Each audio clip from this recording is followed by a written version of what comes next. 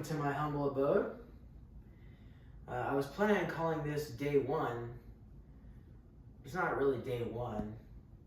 I've been on this journey for almost 5 years now, where I converted my entire movement and fitness practice to largely being able to use an assortment of tools, many of which you can see on the screen here: maces, kettlebells, clubs, and also that you can use them anywhere or even anytime. For example, not only is this not really just day one, but also it's like late at night. Today was extremely cold, and I also had other things going on. So I really didn't get a chance to do any movement today. But more importantly, what I want to share here is really just a window into my practice. There's so many things to break down, and there's so much to cover.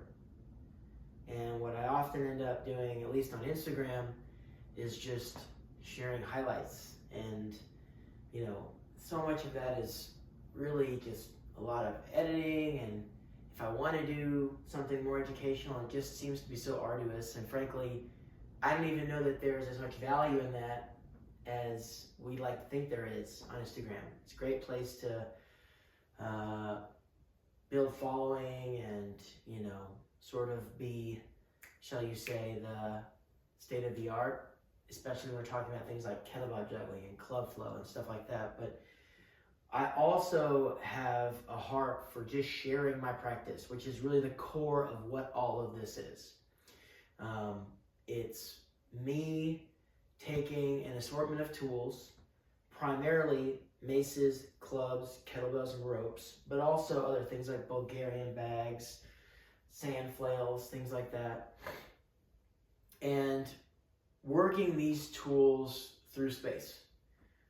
Now, I don't have a ton of space here, but really, we don't need a ton of space as much as we just want to have enough to be able to swing these tools and move them against our posture. So as I do this over time, I'm both going to fill out this space a little bit more appropriately, as well as especially share these moments with you guys when I'm most often outside, at parks, traveling. And that's really the beauty of this practice, is that you can take it anywhere. You can use as little or as many tools as you want to. And really, we're going to get in touch with our body. Whether it's a mace or a kettlebell or a club or what have you, I'm going to be moving these tools against my posture.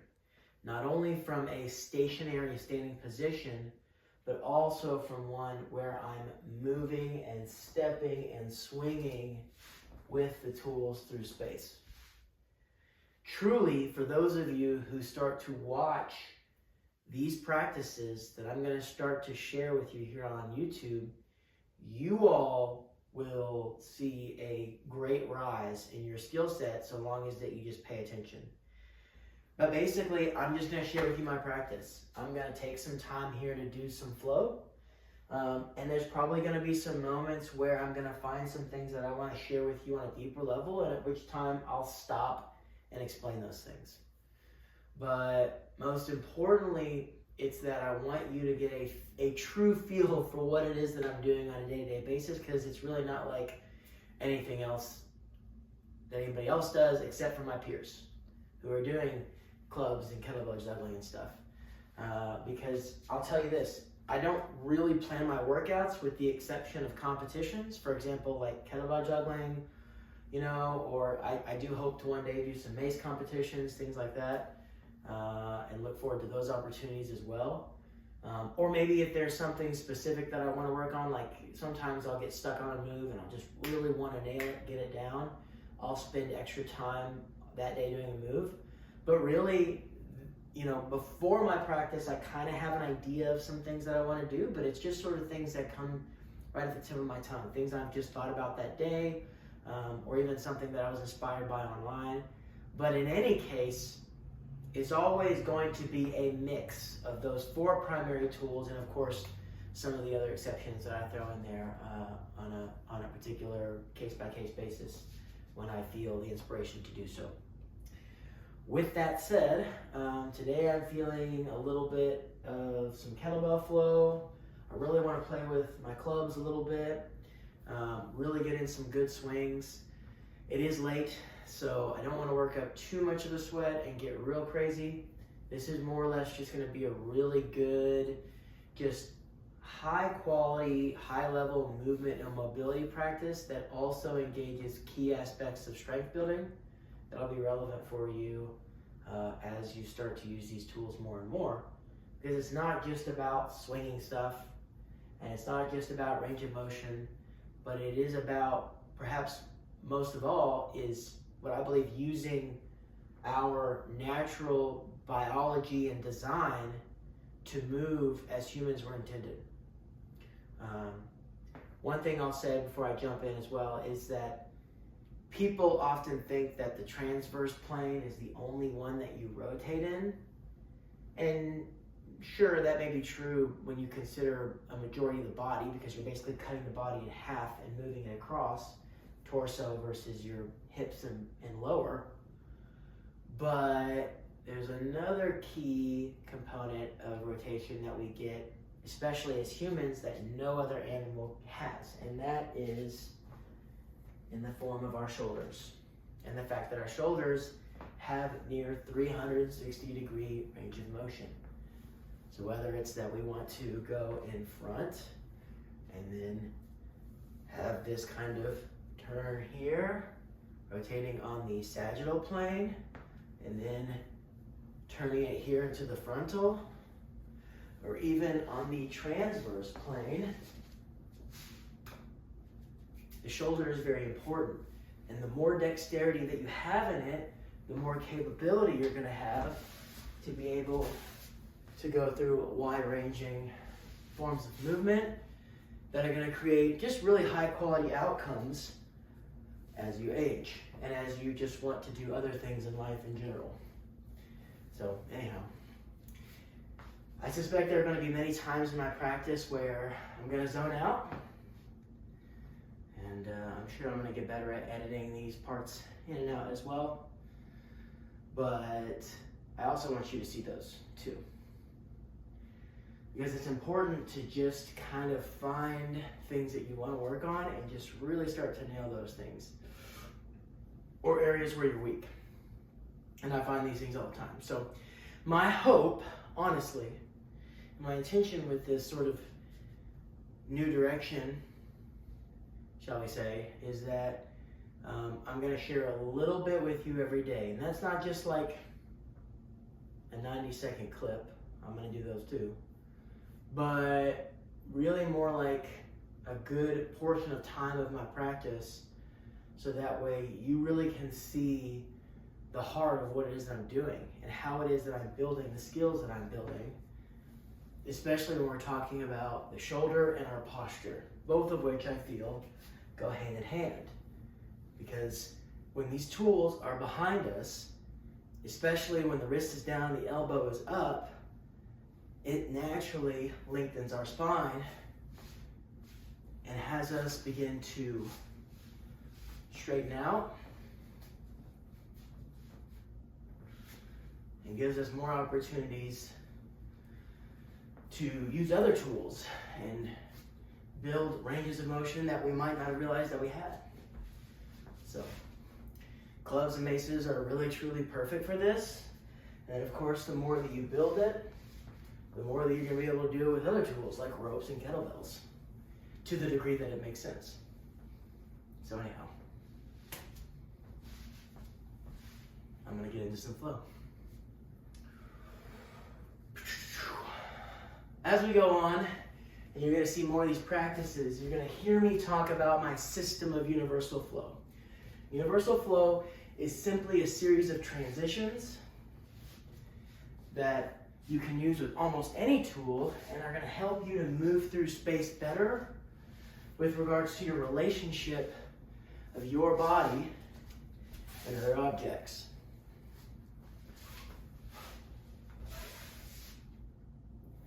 And they're also incredibly satisfying transitions at that.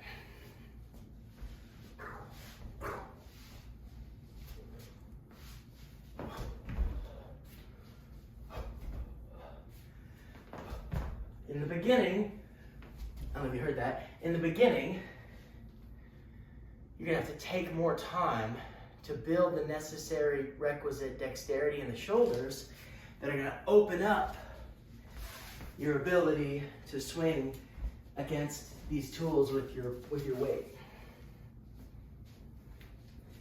That's okay. Just make sure you take your time and get moves like these high pulls in, so that way you can start to create more range of motion.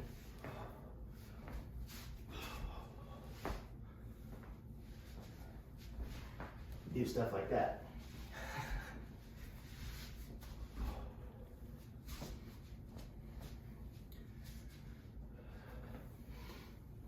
I have some other pads that I'm going to add to this space here, so that way I can have a little bit more comfort in throwing and juggling and such.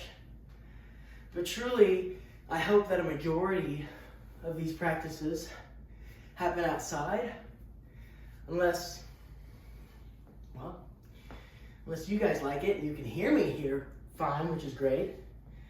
But I gotta practice for the kettlebell juggling competitions that we're gonna start having more and more of as that sport evolves. And I just need a little bit more space to do that. But I'll still throw it. Especially something like this. This is just a 15-pound club. I say just. To some people, that's a very heavy club. And there's no shame in that.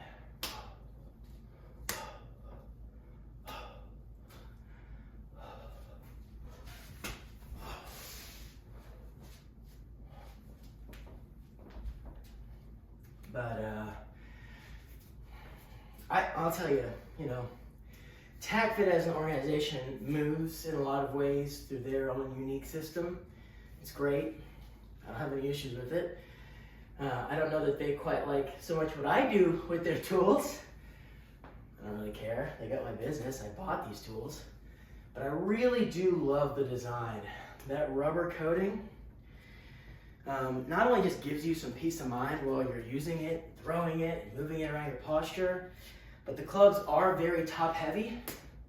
So say if you use like a Titan club or an Onyx club, great tools. I've got both of those too, but they're kind of more of an oval shape. So the weight kind of goes out and then it goes back in. So at the very top of the club, or how should I say, the weight is a little bit more distributed towards the middle of those styles of clubs versus these TACFIT clubs where it literally goes to the very top. Which means that the TACFIT clubs are going to be more challenging for that reason because the weight is far more offset, which to me makes more sense as a club, but also those tools are exclusively, in most cases, all metal, so there's no rubber coating on the outside. And at the end of the day, guys, it's weight. So rubber coating or not, if you mishandle it and it goes in the wrong place at the wrong time, it's going to hurt. But there's still a kind of peace of mind that I love with it, regardless, that just makes me feel a lot better when I use it, and especially as I start to throw it. So, and then of course, you add 2 of them.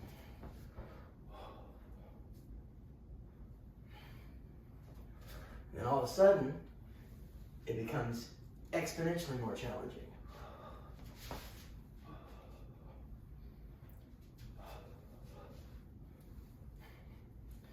And in just a few minutes,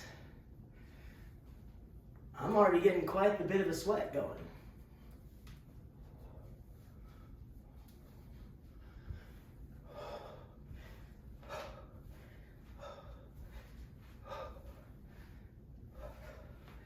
That's a tricky one.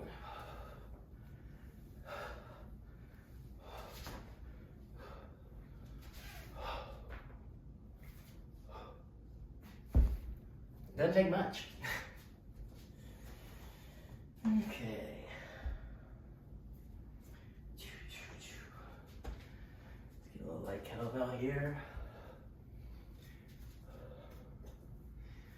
I do love the kettlebell.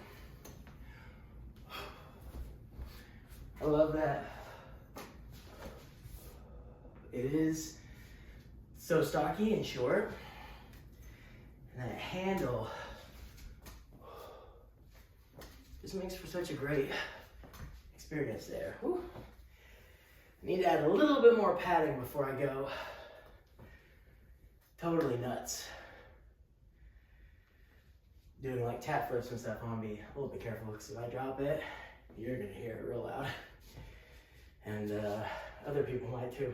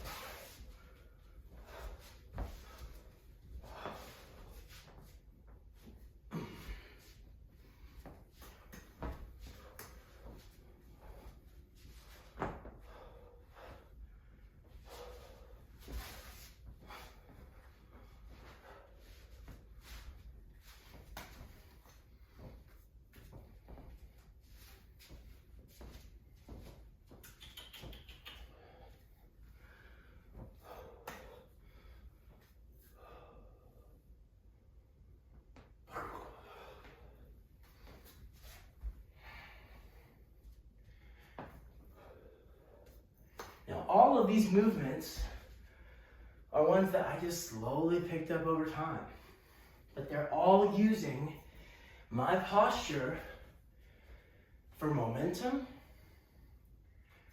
and power.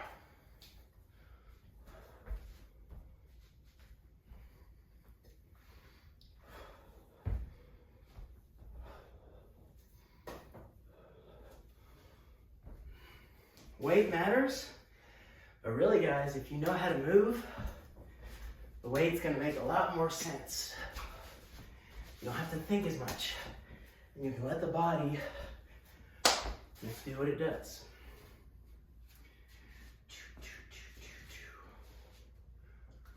Oh.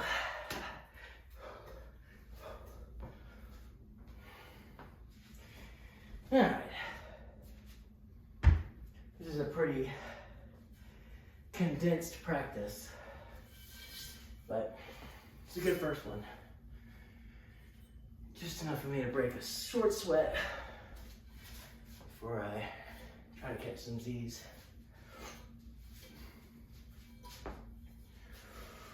I warm up in different ways. So today, as I was obviously talking to you, I just jumped right into the club, 15-pound club. But a lot of times, I'll go with rope flow as a good option, but sometimes I'll even just jump in with straight classic style kettlebell juggling with the 16 kg. It all just depends on how I feel.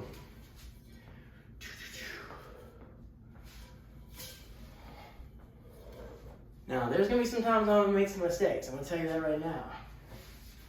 It definitely happens. But it happens way less now than it used to. Particularly when we're talking about 10-pound mace, 15-pound club, things like that.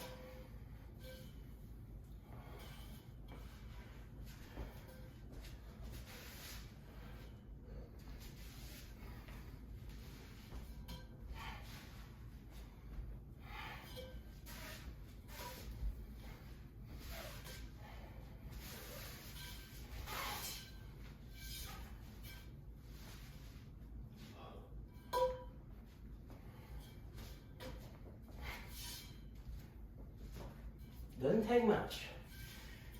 But understand, I don't have to stop. That's the other thing. when I think about, let's say you're doing a jiu-jitsu tournament, or even just a singular match. 5 minutes can feel like a lifetime.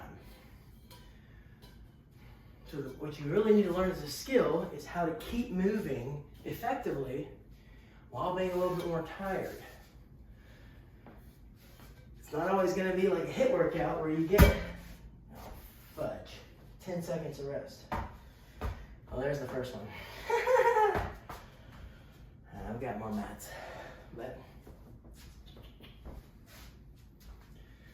so it's important to make sure that you can still move a lot, even if you're tired, knowing how to move the right way.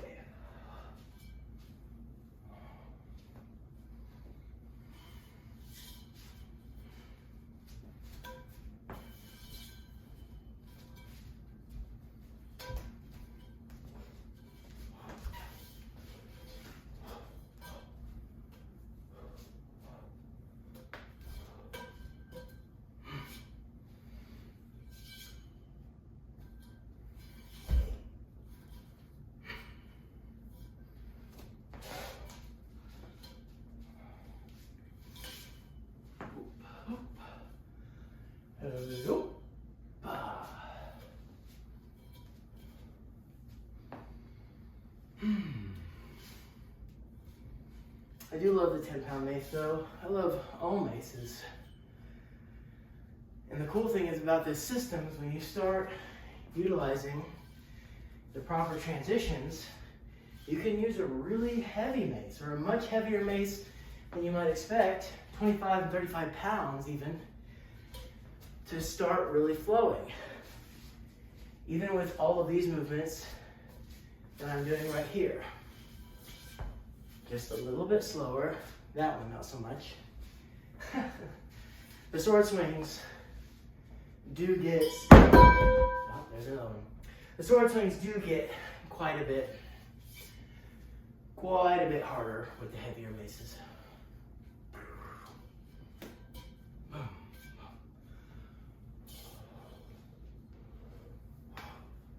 But you should still try these kinds of positions, thumbs down, sword grip. See if you can work those triceps to pull it out. Sword out of the stone. Right? 10 pound, it's a lot easier. 25 pound, not so much. But it doesn't mean you shouldn't still try it. You just gotta be careful. So.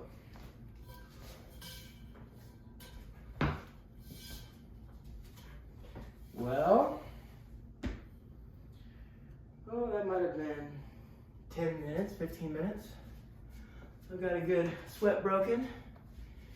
Feeling good. I'm gonna go take a shower, clean up, and read myself to sleep if I can be so productive. I hope that was valuable. I plan to do more of that. Share this with your friends. Like, subscribe, because people say that and it helps. And it does, because I would like to do more of this. And the more of you doing that stuff, the more of this I can do for you. And hopefully a whole lot more. A whole lot more. But we need just to go a different direction. So that way I can actually provide you guys with all the good stuff, and I can start to really drill down on these things. So in addition to the bell and the subscribe, go ahead and type in the comments things about this that you liked, that you'd like me to drill in on. I will watch them, I will take note of them, and I will bring them up in my future practices. And so if you're doing that subscribing thing, you'll see those videos where I will address those topics. And I will try to get to them specifically. But over time, I'll certainly make more content and avenues by which you can be informed of those specific nuances, as well as the picture overall as a whole. So, yeah. Thank you guys, and We'll see you on the next one.